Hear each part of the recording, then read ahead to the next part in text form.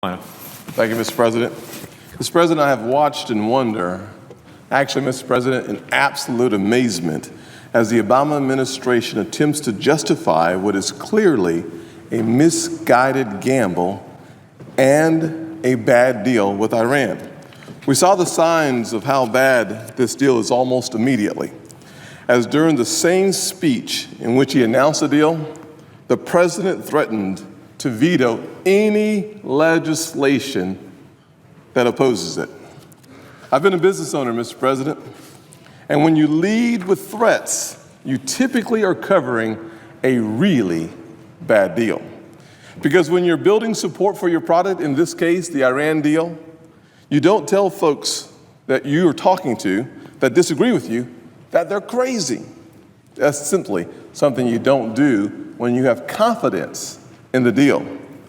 If you're leading with threats, you're showing your hand, Mr. President, and the president is trying to bluff while holding a 2, a 5, an 8, and a 10. And Mr. President, we didn't even bring a 5th card to the table.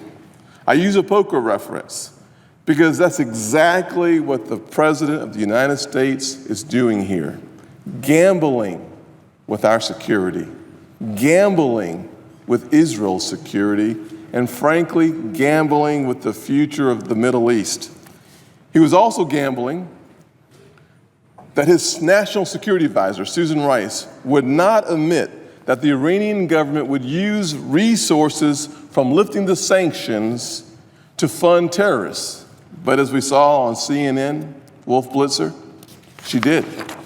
He was gambling that his own press secretary would not tell us that we should trust the Iranian government because they would use, quote, common sense and use sanctions relief to help their economy and to help the Iranian people. But he did. Even though since we have seen no signs whatsoever previously that the Iranian government cares actually about helping the Iranian people, and their horrific record on human rights has only worsened in the recent years. And the president is gambling that he could use international pressure to convince people that he was on the right side of the issue, along with Russia and China, and that bringing the deal to the United Nations before the U.S. Congress would somehow show Congress that the deal was acceptable. Another bad gamble, but it didn't work. The longer we have to study the deal, the worse the deal gets. The longer the American people have to learn about the deal, the stronger their opposition becomes to the deal. There's just not much good news, Mr. President, as we look at this deal. As we look at the polling information, 2-1 in opposition to the deal, the American people, and yet the president refers to those on the opposite side of the deal, the crazies, referring to the American people, the vast majority of those folks around our country. So many of us, almost unanimously on the Republican side, and even some good friends on the left. As I said earlier, the president gambles with our security, and we've seen how bad his hand really is. As I've suggested, he has a 2, he has a 5, he has an 8, and he has a 10. A 2 because Iran will be able to double their oil exports, and therefore double their oil revenues, increasing by more than 1 million barrels a day. In other words, $15 to $20 billion of additional revenue to fund nefarious behavior in the Middle East. Mr. President, that's more terrorism in the Middle East. A 5, because without any question, in the year 5 of the deal, they gain access to more weapons as the weapons embargo is lifted. An 8, because in year 8 of the deal, Iran will be able to purchase ballistic missiles. And a 10, yes, Mr. President, a 10. In year 10, Iran can begin installing advanced centrifuges for enriching uranium. Simply put, this deal legitimizes Iran's nuclear program and guarantees a timeline for Iran to secure the bomb.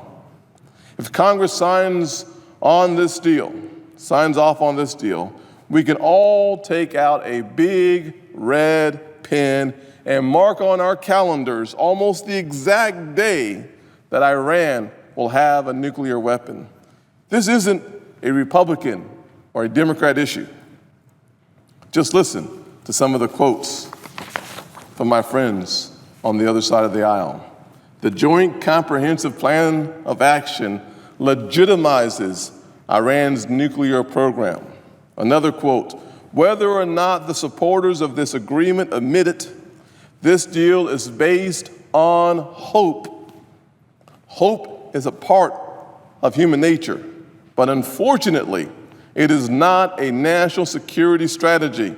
And finally, to me, the very real risk that Iran will not moderate and will instead use the agreement to pursue its nefarious goal is too great.